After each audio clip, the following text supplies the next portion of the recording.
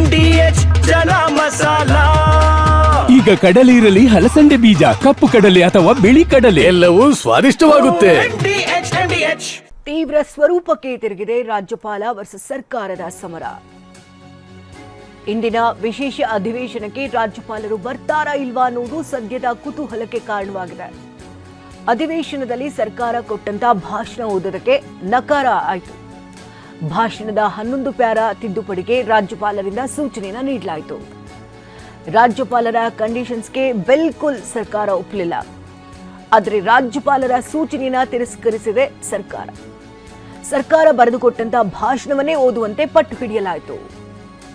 ತೀವ್ರ ಸ್ವರೂಪವನ್ನ ಪಡ್ಕೊಳ್ತಾ ಇದೆ ರಾಜ್ಯಪಾಲರು ಹಾಗೆ ಸರ್ಕಾರದ ನಡುವಿನ ಸಮರ. ಸರ್ಕಾರ ಕೊಟ್ಟಂತ ಭಾಷಣವನ್ನೇ ರಾಜ್ಯಪಾಲರು ಓದಬೇಕು ಅನ್ನುವಂತಹ ಒತ್ತಡ ಒಂದು ಕಡೆಯಾದರೆ, ರಾಜ್ಯಪಾಲರು ಸುತಾರಾಮ್ ಇದಕ್ಕೆ ಒಪ್ಪಿಗೆಯನ್ನು ಕೊಟ್ಟಿಲ್ಲ. ಅಧಿವೇಶನದಲ್ಲಿ ಸರ್ಕಾರ ಕೊಟ್ಟಂತ ಭಾಷಣವನ್ನು ಓದೋದಕ್ಕೆ ನಕಾರವನ್ನು ತೋರಲಾಯಿತು. 11 ಪ್ಯಾರಾ ತಿದ್ದುಪಡಿಯನ್ನು ಮಾಡಬೇಕು ಅಂತ ರಾಜ್ಯಪಾಲರು ಸರ್ಕಾರಕ್ಕೆ ಸೂಚನೆಯನ್ನು ಕೊಡ್ತಾರೆ. ರಾಜ್ಯಪಾಲರ ಕಂಡೀಷನ್ಗೆ ಸರ್ಕಾರ ಯಾವುದೇ ಕಾರಣಕ್ಕೂ ಕೂಡ ಒಪ್ಪಿಗೆಯನ್ನು ಸೂಚಿಸುವುದಿಲ್ಲ. ಹಾಗಾಗಿ ಇದನ್ನು ತಿರಸ್ಕಾರ ಮಾಡ್ತಾರೆ ರಾಜ್ಯಪಾಲರು. ಸರ್ಕಾರ ಬರೆದುಕೊಟ್ಟಂತಹ ಭಾಷಣವನ್ನೇ ಓದುವಂತೆ ಸರ್ಕಾರ ಪಟ್ಟು ಹಿಡಿಯುತ್ತೆ, ಆದರೆ ರಾಜ್ಯಪಾಲರು ಇದಕ್ಕೆ ತಿರಸ್ಕರಿಸ್ತಾರೆ. ರಾಜ್ಯಪಾಲರ ವಿರುದ್ಧ ಕಾನೂನು ಸಮರಕ್ಕೆ ಸರ್ಕಾರ ಈಗ ಮುಂದಾಗ್ತಾ ಇದೆ. ಅಡ್ವೊಕೇಟ್ ಜನರಲ್ ಶಶಿಕಿರಣ್ ನವದೆಹಲಿಗೆ ತೆರಳಿದ್ದಾರೆ. ರಾಜ್ಯಪಾಲರು ಭಾಷಣಕ್ಕೆ ಬರುವಂತ ವಿಶ್ವಾಸದಲ್ಲಿದೆ ಸರ್ಕಾರ. ಒಂದು ವೇಳೆ ಏನಾದರೂ ಅಧಿವೇಶನಕ್ಕೆ ಬರದೆ ಹೋದ್ರೆ ರಾಜ್ಯಪಾಲರ ವಿರುದ್ಧ ಕಾನೂನು ಹೋರಾಟ ಮಾಡೋದಕ್ಕೆ ಸಿದ್ಧತೆಯನ್ನ ಮಾಡಿಕೊಳ್ತಾ ಇದೆ. ಸುಪ್ರೀಂ ಕೋರ್ಟ್ ಸಿಜೆಐ ಮುಂದೆ ಅರ್ಜಿ ಸಲ್ಲಿಸೋದಕ್ಕೆ ನಿರ್ಧಾರವನ್ನ ಮಾಡಲಾಗ್ತಾ ಇದೆ. ಈಗಾಗಲೇ ಡ್ರಾಫ್ಟ್ ಅನ್ನ ಸಿದ್ಧಪಡಿಸೋದಕ್ಕೆ ಪೊನ್ನಣ್ಣ ಮತ್ತು ಎಜಿಗೆ ಸಿಎಂ ಜವಾಬ್ದಾರಿಯನ್ನು ಕೊಟ್ಟಿದ್ದಾರೆ. ಹೀಗಾಗಿ ದೆಹಲಿಗೆ ಹೊರಟಿದ್ದಾರೆ ಅಡ್ವೊಕೇಟ್ ಜನರಲ್ ಶಶಿಕಿರಣ್.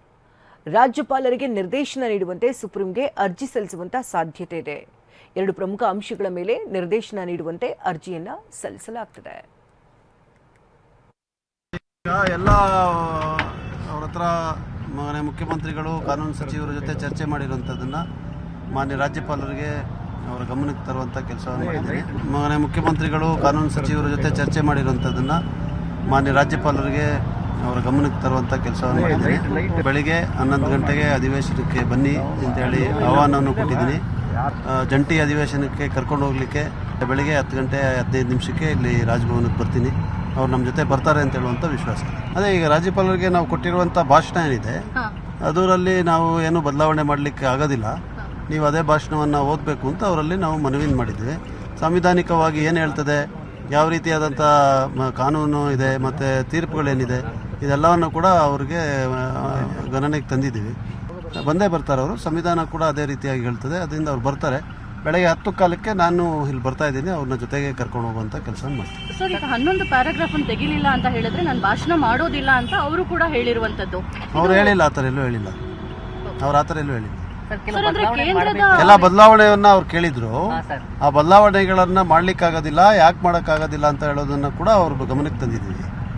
ಮತ್ತೆ ಏನು ಹೇಳ್ತದೆ ಸರ್ವೋಚ್ಚ ನ್ಯಾಯಾಲಯ, ಏನು ಹೇಳ್ತದೆ ಸಂವಿಧಾನ, ಅದರಿಂದ ತಾವು ಬರಲೇಬೇಕು. ರಾಜ್ಯಪಾಲರಂದರೆ ನಿಮ್ಮ ಸ್ವಂತ ಭಾಷಣ ಅಲ್ಲ, ಇದು ಸರ್ಕಾರದ ನಿಲುವನ್ನು ವ್ಯಕ್ತಪಡಿಸ್ತಾ ಇರ್ತೀರಿ.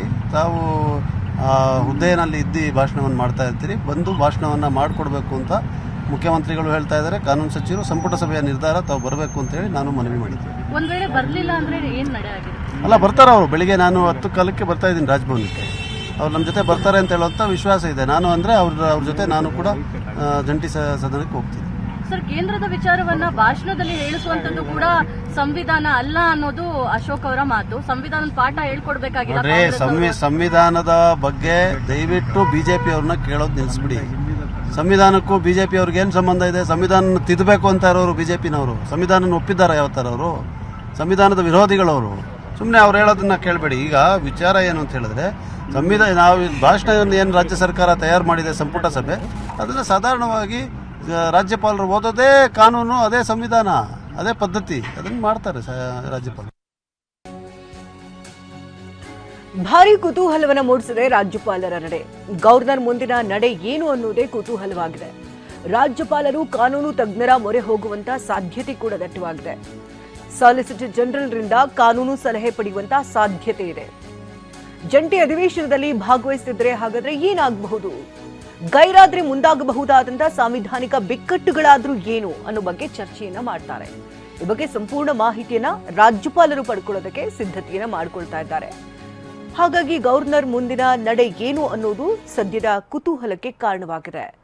ಒಂದು ಕಡೆ ಈಗಾಗಲೇ ರಾಜ್ಯಪಾಲರೇನಾದರೂ ಇವತ್ತೇನಾದರೂ ಹಾಜರಾಗದೆ ಹೋದರೆ ಮುಂದಿನ ಕ್ರಮಗಳನ್ನು ತೆಗೆದುಕೊಳ್ಳೋದಕ್ಕೆ ಸರ್ಕಾರ ಕೂಡ ಒಂದು ಕಡೆ ಸಿದ್ಧತೆಯನ್ನು ಮಾಡಿಕೊಳ್ತಾ ಇದೆ. ಅಡ್ವೊಕೇಟ್ ಜನರಲ್ ಶಶಿಕಿರಣ್ ಶೆಟ್ಟಿ ನವದೆಹಲಿಗೆ ತೆರಳಿ ಮುಂದಿನ ನಿರ್ಧಾರಗಳೇನೇನು ತೆಗೆದುಕೊಳ್ಬೇಕು ಅನ್ನೋದ್ರ ಬಗ್ಗೆ ಕಾನೂನು ಸಮರಕ್ಕೂ ಕೂಡ ಮುಂದಾಗಬಹುದು. ಈತ ರಾಜ್ಯಪಾಲರು ಕೂಡ ಮುಂದಿನ ನಡೆ ಏನು ಅನ್ನುವಂಥದ್ದು ಕುತೂಹಲಕ್ಕೆ ಕಾರಣವಾಗ್ತಾ ಇದೆ.